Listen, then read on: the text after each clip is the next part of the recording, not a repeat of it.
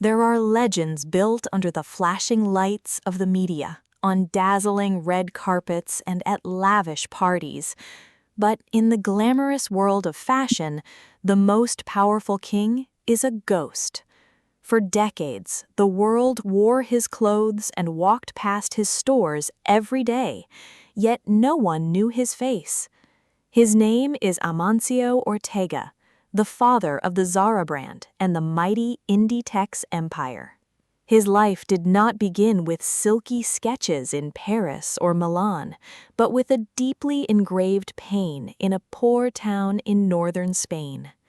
In 1948, Spain was still groaning in extreme agony after a brutal civil war. In La Coruña, a foggy coastal city, lived a 12-year-old boy named Amancio. He was the youngest child in a family where his father was a railway switchman and his mother a homemaker.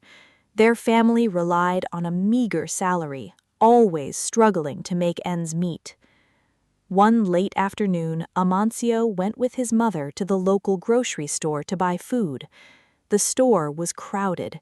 His mother, Josefa, timidly approached the counter and softly asked the owner for some food on credit for dinner. The owner replied, "Josefa, I'm so sorry, but I cannot give you any more credit." Those words were like a bucket of cold water splashed right into the pride of the mother and son. All eyes turned toward them. Young Amancio saw his mother's face turn bright red. She bowed her head, hurriedly grabbed his hand, and trudged out of the store with an empty basket. On the way home, Amancio didn't cry, but his teeth were clenched.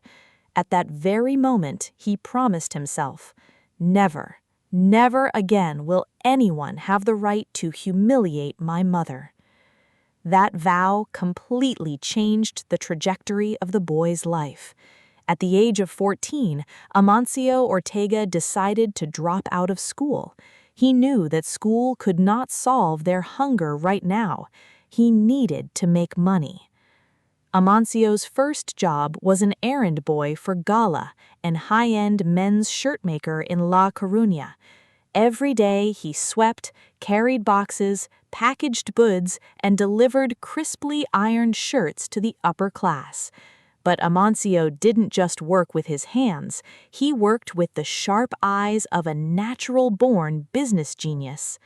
Standing in the corner of the store, he observed everything. He realized a bitter truth about the fashion industry.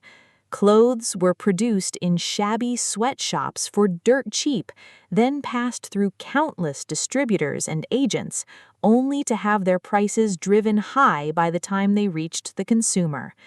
Poor people, like his family, would never have the chance to wear such beautiful clothes. Why design clothes that only a small fraction of wealthy people can afford? Amancio asked himself. Why not bring those beautiful designs to everyone at a price anyone can pay? Instead of becoming a great designer, Amancio decided he would become a great distributor. He started teaching himself tailoring, warehouse management, and the mechanics of the supply chain. In the early 1960s, Amancio started his own business. He mobilized his entire family, his brother Antonio, his sister Josefa, and especially the woman who would later become his wife, Rosalia Mera. They turned their small family living room into a makeshift sewing workshop. Their first product was not glamorous dresses, but bathrobes. Amancio noticed that women at the time loved the expensive nightgowns featured in magazines but couldn't afford them. He personally designed similar models, bought cheap but decent quality fabric, and sold them directly to local stores, completely cutting out the middlemen. Profits rolled in quickly. From the living room, the workshop expanded into a company named GOA, his initials read backward, Amancio Ortega Gayona. However, Amancio's ambition didn't stop at being a wholesaler. In 1975, at the age of 39, he decided to open his own retail store on a busy street in La Coruña. As soon as Zara launched, it took the local market by storm. Customers craved clothes identical to those on the Paris runways, but at a fraction of the price. Yet Ortega's genius lay not in copying designs, but in speed. In the traditional fashion industry, brands typically took 6 to 9 months to sketch, design, produce, and deliver a summer or winter collection to stores. Amancio Ortega shattered that rule. He believed, fashion is like fresh fish. Today it's fresh and expensive, but tomorrow it starts to stink and has to be thrown away. He built an unprecedented closed supply chain where factories were located right in Spain and Portugal instead of far-off Asia. Whenever a new trend appeared on the streets or in movies, Zara designers would sketch it immediately. In less than 3 weeks, that piece of clothing would be sitting on the shelves of thousands of Zara stores. Zara didn't pioneer trends, they listened to their customers. Store managers sent daily reports to headquarters. What colors are customers asking for? Which shirt did a customer try on but not buy because the sleeves were too tight? Amancio collected that data and ordered the workshops to adjust immediately. Customers visiting Zara always saw new items every week, creating a buy it now or miss out mentality.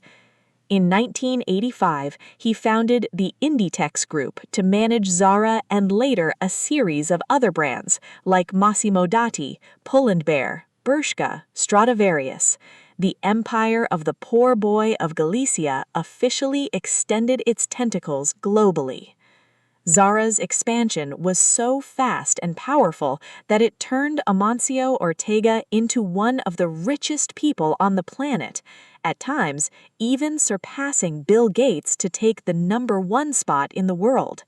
But the strangest thing about this man was not his massive fortune, but his complete absence from the public eye.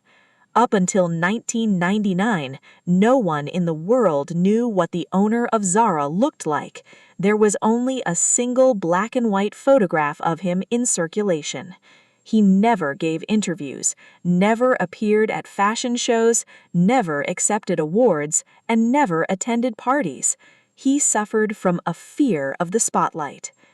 Even in 2001, when the Inditex group held its initial public offering and raked in billions of dollars, the global financial world desperately searched for him. Where was Amancio on that historic day? He wasn't on Wall Street, nor did he pop champagne to celebrate. He stayed in Spain, wearing a simple shirt, a V-neck sweater, and gray trousers, which weren't even from Zara.